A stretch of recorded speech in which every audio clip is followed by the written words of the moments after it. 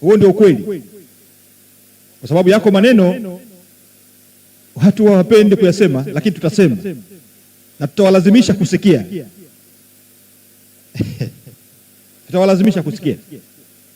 Kwa ninyi viongozi wa dini, mna wajibu mkubwa wa kuwaambia Watanzania umuhimu wa utulivu wa nchi yetu, umuhimu wa amani wa taifa letu, kwa sababu viongozi hawa wanahangaika kwa ajili ya Watanzania, na huo ndio ukweli,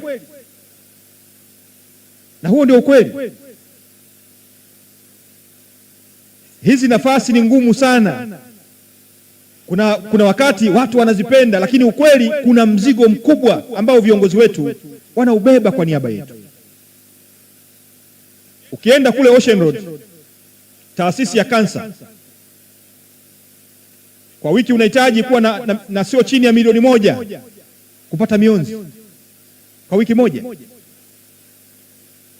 Sasa tuambizane hapa, ni nani mwenye milioni 1 kila wiki ya kwenda kufanya mionzi? Na magonjwa haya sasa yamekuwa ni magonjwa ya kawaida. Wakati wetu tule tumeanza kukua, tulikuwa tunawaona wazee ndio wenye kuugua magonjwa haya, magonjwa ya figo, magonjwa ya moyo, magonjwa ya kansa.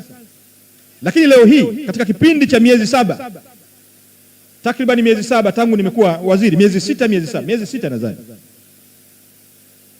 nimeshuhudia watoto wa miaka 14 wanasafishwa figo.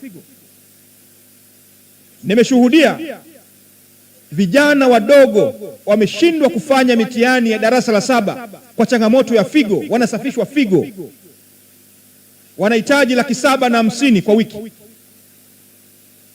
Nimeshuhudia vijana wadogo, akina mama, mabinti wadogo wana changamoto ya kansa. Nimeshuhudia ambayo zamani tulikuwa tukiwaona wazee, akina mama, bibi zetu, na pengine hata hawaugui kwa sababu ya aina ya vyakula walivyokuwa wanakula, aina ya maisha waliokuwa wanaishi, na utaratibu wa maisha waliokuwa nayo wakati wao. Lakini leo hii tunawashuhudia vijana wadogo wakiwa na changamoto za moyo, wanahudhuria kliniki za moyo, vijana wadogo kabisa. Na cha kusajabisha sasa, hadi watoto wachanga wanaozaliwa wana changamoto za moyo. Tumrudie Mwenyezi Mungu, na huo ndio ukweli. Kuna mahala tumeteleza. Lazima tujiulize maisha tunayoishi, lakini pengine tunamkosea sana Mwenyezi Mungu. Leo hii mtoto mchanga anazaliwa ana changamoto ya moyo. Mtoto mchanga anazaliwa ana changamoto ya kansa. Na mzigo huu sasa unabebwa na serikali. Yako mambo Watanzania hawayajui, lakini wanapaswa kuyatambua. Na tungetamani sana, na nimefarijika kusikia, nilifanya mazungumzo machache pale na kiongozi wangu Shengeruko, amenieleza mambo mengi, na mimi kama waziri wa afya nimeyapokea. Na haya ambayo mwakilishi wa mufti amekwisha yasema hapa, umuhimu wa kutumia viongozi wa dini kwenda kuzungumza kuhusu bima ya afya kwa wote, lakini kwenda kuzungumza aina ya maisha tunayopaswa kuishi. Na sisi Wizara ya Afya tutabeba mzigo huu, tutawawezesha ili mwende mkatusaidie, mkawaambie Watanzania. Lakini nataka niwaambie, wapo wagonjwa anakuja hospitalini akiwa na 10,000, utamwacha? Utamwacha afie pale? Na hii sio Muhimbili pekee, ni nchi nzima, kwa sababu ya mifumo ambayo tayari waasisi wa taifa hili walikwisha iweka ya kusaidiana na kuhurumiana, ambayo taifa hili limebeba mifumo hiyo, inapita kutoka kwa kiongozi mmoja kwenda kwa kiongozi mwingine. Ilianza wakati wa baba wa taifa, ikaja serikali ya awamu ya pili, serikali ya awamu ya tatu, serikali ya awamu ya nne, awamu ya tano, na sasa serikali ya awamu ya sita.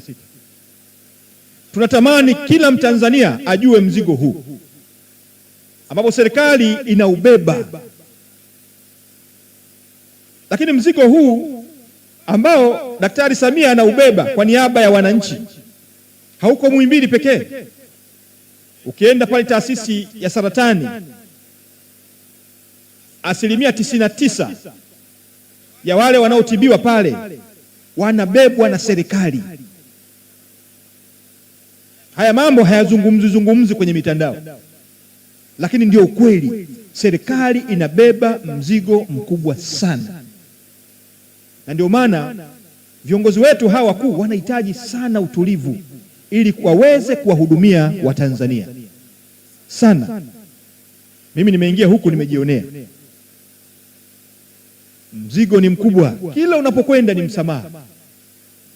Na ndio maana kwenye vituo vyetu vyote vya afya tumeweka wataalamu wa ustawi wa jamii. Watakuangalia huyu anaweza kubeba mzigo huu wa afya au hawezi. Kila kituo cha afya tumewaweka, kila hospitali za wilaya tumeweka, kila hospitali za mikoa kote nchini, hospitali za rufaa, hospitali za kanda na maeneo mengine. Kwa hiyo wazee wangu, viongozi wangu, mwitikio huu nimeubeba kwenye moyo wangu.